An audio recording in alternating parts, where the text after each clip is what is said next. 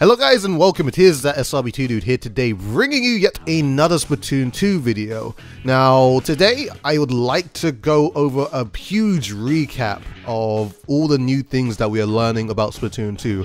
If you guys have not known, the Splatoon Japan Twitter page has been uploading a bunch of pictures and explaining a bunch of new stuff about Splatoon 2, as in sub-weapons, weapons, sets, the game types in general, lots of stuff. I haven't really been, I guess, making videos as I go along, or as they've been uploading them day to day, mainly because I don't want to make a video of basically one thing, and then the next day they've said, oh, look at this, the Rapid Blaster Pro is now. So I'm going to recap you guys of what we've known so far, and a bunch of stuff, and I'll give a couple of my thoughts about them. And I just, let's just get into it. Let's get excited. So the first thing I should probably go over about is the game types. Now, we've still got 3 game types, or the 3 returning ranked game types, as in Splat Zones, Rainmaker, and Tower Control. With Splat Zones, there has been one change, and it's nothing to do with the actual gameplay, it's about the HUD on the screen. As you know, in Splat Zones, you have 2 100-point timers, and they go down if you have captured a particular zone, or if the enemy team has captured a zone. And basically now, we have 2 little rectangles in the middle, and they are both colored in our ink and our enemy's ink. What these rectangles indicate is how much ink has been placed onto a zone.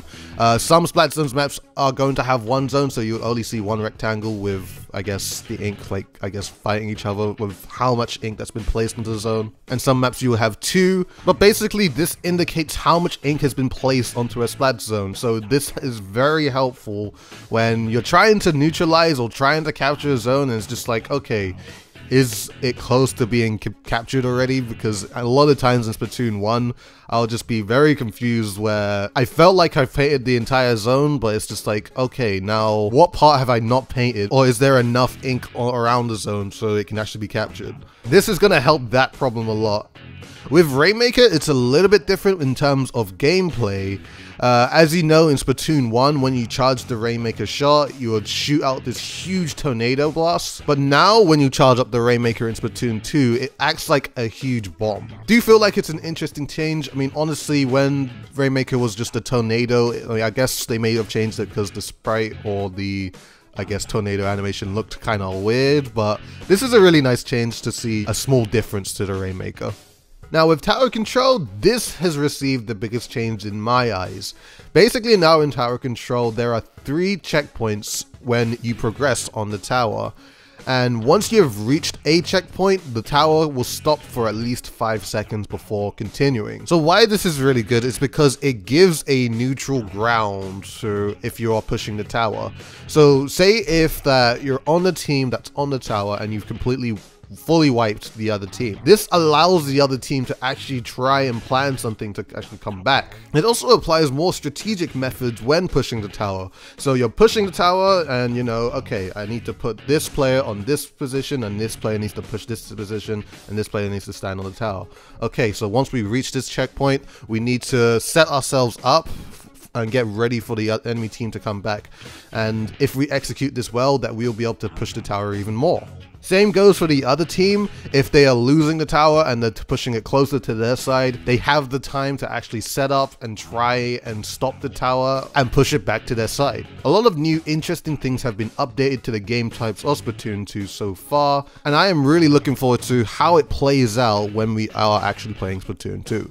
The Splatoon Japan Twitter page has also been revealing all the new sub-weapons that we'll be able to use in Splatoon 2, such as squid beacons, sprinklers, splash walls, burst bombs, suction bombs, and splat bombs. Some of the returning sub-weapons have slightly different effects of how they work in Splatoon 2.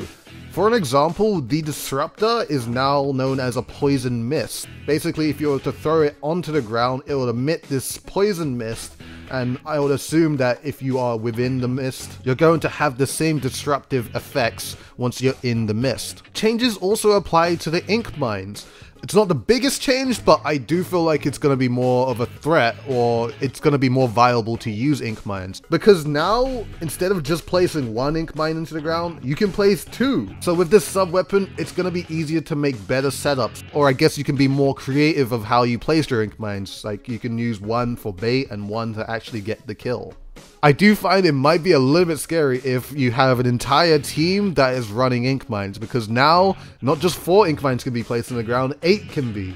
So if you put it, let's say if you were on the reef and you have the full enemy team putting 8 ink mines onto the middle bridge. Anybody that swims all the way to the middle of that, you're probably going to die straight up. So it's going to be a lot more interesting of how people are going to use ink mines in the future. We also have this new sub-weapon that's been revealed, known as the Robot Bomb. When thrown onto the floor, it will pulse, and if any enemy squids are around the pulse, then this robot will follow that squid. In a way, this acts like the location mechanic with Seekers in Splatoon 1, except they are much more coordinated in terms of actually following your opponent. I assume that there are going to be more sub-weapons for Splatoon 2 that will be revealed in the coming weeks, and I cannot wait to see what Nintendo has in store for us. Now I'm going to cut off this first part of the video here. I hope you guys enjoyed. Stay tuned, there is going to be another Splatoon 2 video out tomorrow, and I'm going to be talking about more stuff and analyzing and giving my thoughts about what I think of the other new stuff that's also being revealed. So with that being said, I hope you guys have enjoyed this video. Please like, favorite, comment, and subscribe to the channel if you have not already. Follow me on Twitter and Twitch, both in the description below. Do it for both if you're feeling generous. And as always, guys, this has been ThatSrb2DUDE, and I shall see you guys in another Splatoon 2 video.